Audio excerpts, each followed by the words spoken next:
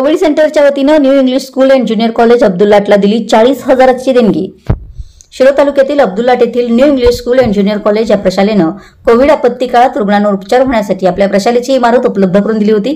या प्रशालेच्या ऋणातून मुक्त होण्यासाठी आणि शाळेच्या विकासासाठी अब्दुल्लाट कोविड सेंटरतर्फे 40,000 रुपयांची देणगी कोविड कमिटी समितीने या संस्थेचे चेअरमन डॉ. अरुण कुलकर्णी यांच्याकडे सुपूर्द केली।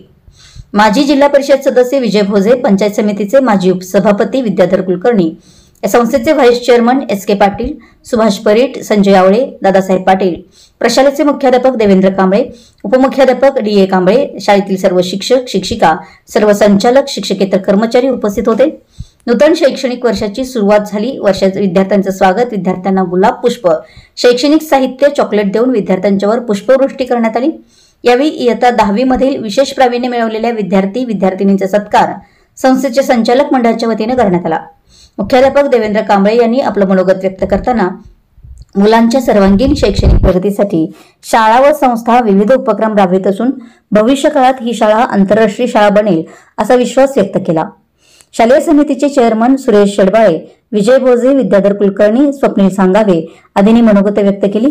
प्रास्ताविक सौ मनीषा वसवाडे, एम.बी. कोळी, डी.बी. पाटील यांनी केलं, तर आभार ज्येष्ठ शिक्षक एम.बी. खोत यांनी मानले। यावेळी विद्यार्थी, पालक, सर्व शिक्षक, सर्व संचालक उपस्थित होते।